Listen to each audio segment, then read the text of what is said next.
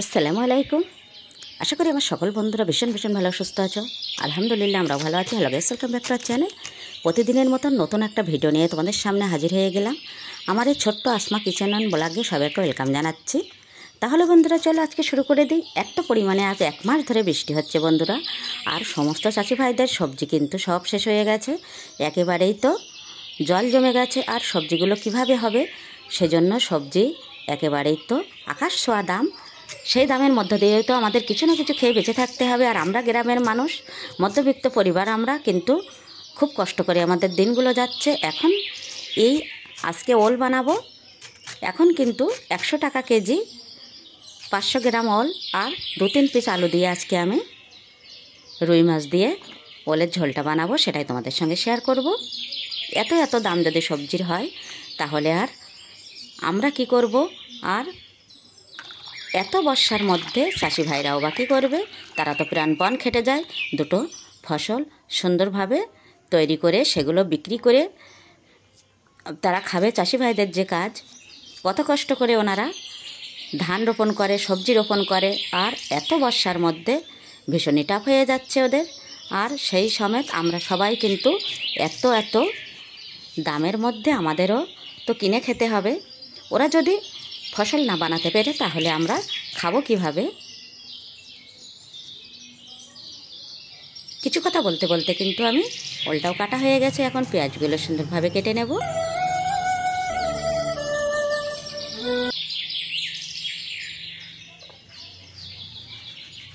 এখন একটু বাটনা করে নেব। কম পরিমাণে আদা, রসুন, লাল লঙ্কা। প্রতিদিন শিলপাটায় আমি বেটে যে রান্নাগুলো বানাই সেগুলো প্রতিদিন তো তোমাদের সঙ্গে শেয়ার করা হয় না, মাঝে মাঝে শেয়ার করে থাকি। শুরুতে একটা লাইক দেবে বন্ধুরা, একেবারে স্কিপ করবে না, ফুল ভিডিওটা ওয়াচ করে দেবে। আর যেসব বন্ধুরা চ্যানেলটি সাবস্ক্রাইব করে গেছো তাদের কিন্তু অসংখ্য অসংখ্য ধন্যবাদ। যেসব বন্ধুরা এখনও চ্যানেলটি সাবস্ক্রাইব করোনি, প্লিজ চ্যানেলটি সাবস্ক্রাইব করে আমার পাশে থেকো। আজকের এই ভিডিওটা দেখার পরে বন্ধুরা, পরের ভিডিও আসছে একটা বিভৎস রকমের। আমরা সমস্যার মধ্যে পড়েছিলাম। আমরা এক জায়গায় গেছিলাম একটা পেশেন্টকে দেখতে, সেই ভিডিওটা এখনও এডিটিংয়ের কাজ শেষ হয়নি, সেটাই তোমরা দেখতে থাকবে। কত যে আমাদের এদিকে বৃষ্টি হয়েছে আর কত যে জল জমে গেছে, মানুষের কি করুণ অবস্থা, সেগুলোই তোমাদের সামনে আমি তুলে ধরবো।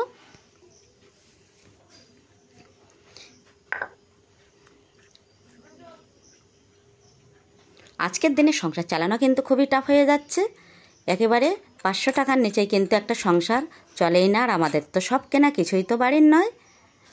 মাঠ থেকে আমাদের কোনো সবজি উৎপাদন করা হয় না, সবই কিনে খেতে হয়। একটুও যা জমি আছে সেগুলো কিন্তু লিজ দেওয়া আছে। একেবারে কম জমিতে কিন্তু খেটে ফসল ফলানো এতটাও সহজ নয়। তবুও যেটুকু ছিল, যখন আমার শ্বশুরমশাই বেঁচেছিল সেগুলো কিন্তু আমরা চাষাবাদ করতাম। এখন তো কেউ আর মাঠেই যেতে চায় না। আর একটা কাজে গেলে আর একটা কাজ তো একেবারেই হবে না, এজন্য যে যার মতো অন্য কাজে ব্যস্ত। আর আমাদের তো ফসল উৎপাদন করাই আর হয়ে ওঠে না। যখন শ্বশুরমশাই বেঁচে ছিলেন তখন কিন্তু সবজি আমাদের বাড়িতে প্রচুর পরিমাণে হতো। বড় বড় গাড়িতে করে কিন্তু আমাদের সবজি হাটে বিক্রি করতে নিয়ে যেত। সপ্তাহে 2 দিন এখানে হাট হয়, সেই হাটে কিন্তু গাড়ি মাল নিয়ে যেত। সেসব দিনগুলো আমি দেখেছি এসে। আর এখন সেই বাড়িতে মানে পানিটাও কিনে খেতে হয়, এমনই অবস্থা এখন। প্রতি মানুষেরই কিন্তু অনেক টাকা রোজগার করার প্রয়োজন, কিন্তু এই যা পরিস্থিতি এখন বর্তমানে অনেকটাই কিন্তু কঠিন হয়ে যাচ্ছে। সেই কঠিন দিনগুলো কিন্তু আমাদের পার করতে হচ্ছে যে কোনোভাবে। আর যে দিনটাই যাই বন্ধুরা, সেটাই ভালো। আর যেভাবে আছি আলহামদুলিল্লাহ, আল্লাহর কাছে লাখ লাখ শুকরিয়া। যেভাবে আছি সেটাই আলহামদুলিল্লাহ, এভাবেই থাকলেই হবে।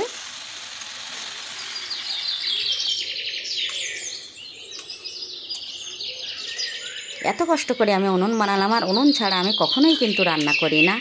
আমার এত বছর আমি শ্বশুরবাড়িতে এসেছি, তো এবারেই আমার দিন 15-20 এভাবেই আমার ইন্ডাকশান আর গ্যাসে রান্না বানাতে হচ্ছে। আমার ভীষণই বাজে লাগছে।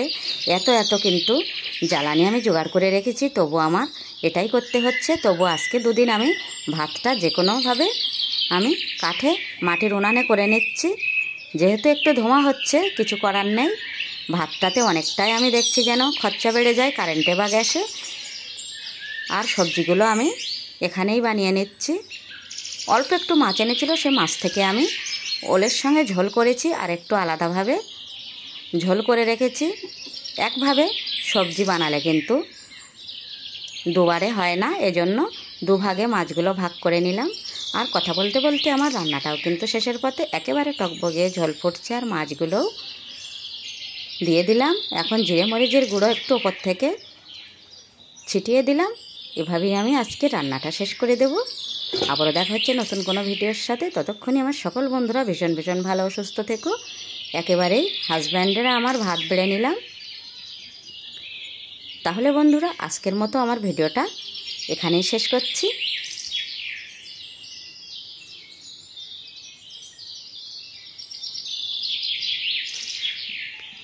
দোয়া করি আমার সকল বন্ধুরা ভীষণ ভীষণ ভালো ও সুস্থ থাকে যেন।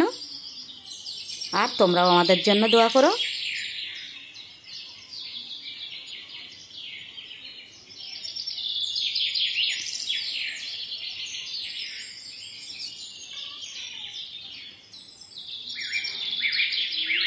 নামাজ পড়ে আসতে হাজব্যান্ডের দেরি হয়ে গেছে। প্রতিদিনই নামাজ পড়ে তারপরে ভাত খায়।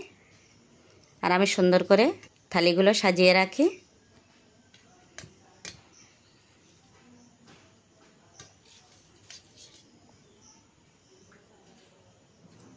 হাজব্যান্ডের ভীষণ পছন্দের তরকার ওল দিয়ে রুই মাছের ঝোল।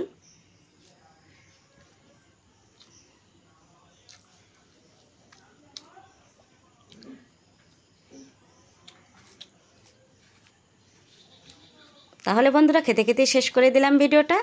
আল্লাহ হাফেজ।